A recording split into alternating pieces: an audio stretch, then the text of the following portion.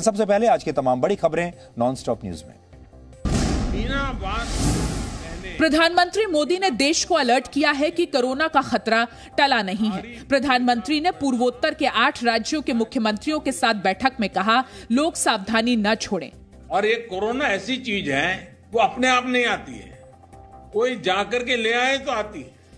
प्रधानमंत्री ने हिल स्टेशनों पर सैलानियों की भीड़ बढ़ने और कोरोना प्रोटोकॉल का पालन न होने पर विशेष चिंता जताई कि हिल स्टेशन में बिना प्रोटोकॉल का अमल किए बिना भारी भीड़ का उमड़ना, मैं समझता हूं एक चिंता का विषय है, ठीक नहीं है। नीति आयोग ने भी कहा है कि लापरवाही नहीं रुकी तो तीसरी लहर भारी पड़ सकती है। इस स्टेज पे असावधानी केसेस में भारी उछाल ला सकती है। थर्ड वेव को बचाने के लिए, ना आने के लिए, ये हमारे हाथ में ये शस्त्र हैं। प्रधानमंत्री 16 जुलाई को 6 और राज्यों के मुख्यमंत्रियों के साथ बैठक करके कोरोना के हालात की समीक्षा करेंगे।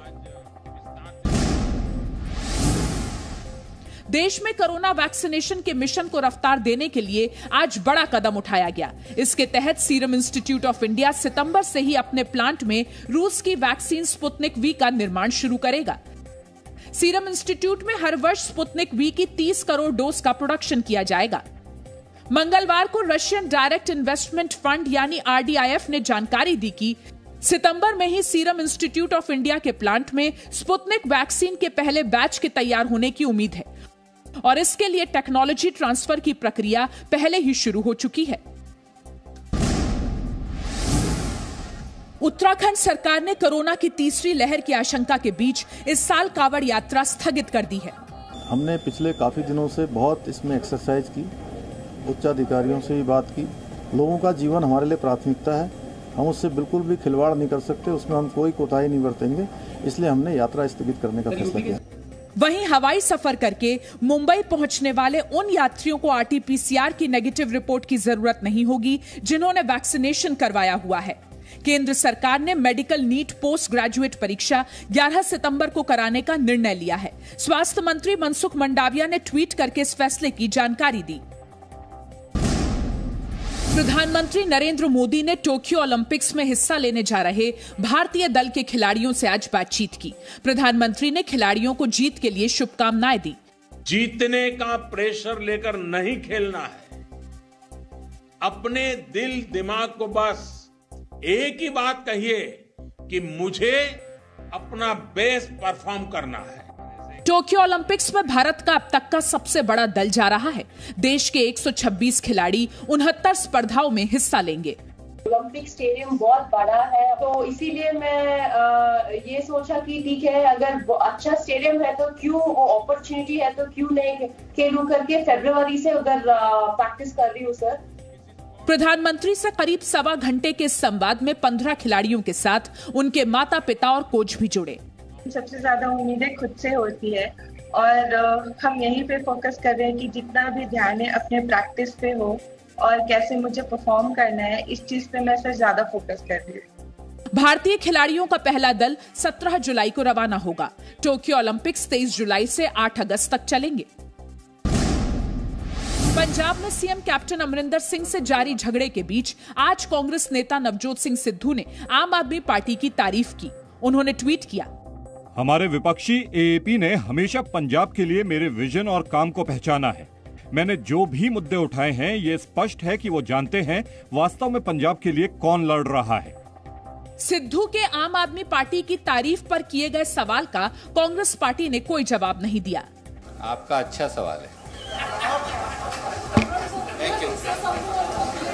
सिद्धू के ट्वीट के करीब 1 घंटे बाद ही पंजाब के मुख्यमंत्री अमरिंदर सिंह के मुख्य सलाहकार प्रशांत किशोर कांग्रेस सांसद राहुल गांधी से मिलने दिल्ली पहुंच गए। सूत्रों के मुताबिक दोनों के बीच पंजाब चुनाव को लेकर चर्चा हुई। उनसे लोग कई तरीके के लोग मिलते हैं और अपनी बात करते हैं, वो भी कई अलग अलग लोगों से भी इनपुट लेते होंगे। उसका मतलब ये नहीं है कि प्रशांत किशोर यहाँ आए तो वो पंजाब के विषय में नेगोशिएट करने के लिए आए। बीजेपी ने पूरे मामले पर सिद्धू और पंजाब सरकार को घेरा। सिद्धू आया राम गया राम ने वो हुण कोई असर नहीं पा सकते पंजाब की राजनीति ते। वो एक एक्सपायर्ड इंजेक्शन है। असम सरकार के नए मवेशी संरक्षण बिल पर राजनीति शुरू हो गई है।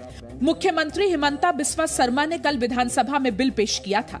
AIUDF ने कहा, नया मवेशी कानून असम की अर्थव्यवस्था को तबाह करेगा। असम में लाखों ऐसे लोग हैं, हर एक साल में हजारों करोड़ रुपया उन लोगों को इनकम होते हैं कैटल जो सेल करते हैं, गाय यानी भैंस वगैरह सेल करके। नए मवेशी संरक्षण कानून बिल 2021 में गौ हत्या और गौ तस्करी पर प्रतिबंधों को सख्त करते हुए कई कड़े प्रावधान किए गए हैं। नए कानून के मुताबिक मंदिर गुरुद्वारे के 5 किलोमीटर के दायरे में गौमांस बेचना प्रतिबंधित होगा। धार्मिक स्थलों के 5 किलोमीटर के दायरे में बूचड़ खाने नहीं चल सकेंगे।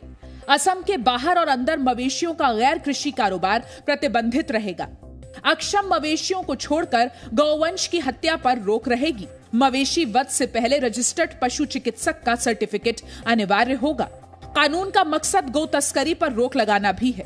कांग्रेस ने कहा, कानून एक धर्म के खिलाफ दिखता है। We are demanding that there should not be discrimination. It should be applicable to all religion. Assam का मवेशी संरक्षण कानून गैर जमानती होगा। इसमें 5 लाख तक के जुर्माने और जेल के साथ दूसरी बार दोषी होने पर दोगुनी सजा का प्रावधान है। बहुजन समाज पार्टी के अध्यक्ष मायावती ने यूपी सरकार की जनसंख्या नीति की टाइमिंग पर सवाल उठाया है।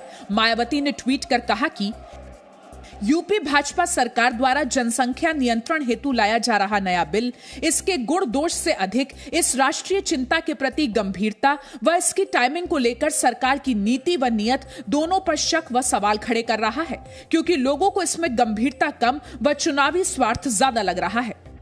बीजेपी के राज्यसभा सांसद राकेश सिन्हा ने कहा कि जो यूपी सरकार की नीति का विरोध कर रहे हैं वो जनसंख्या जिहाद कर रहे हैं।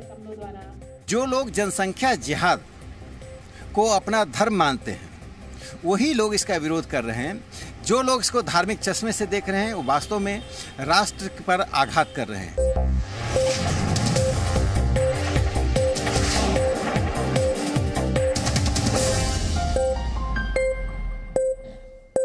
Presenting B News app, available on Google Play and App Store. Download it now.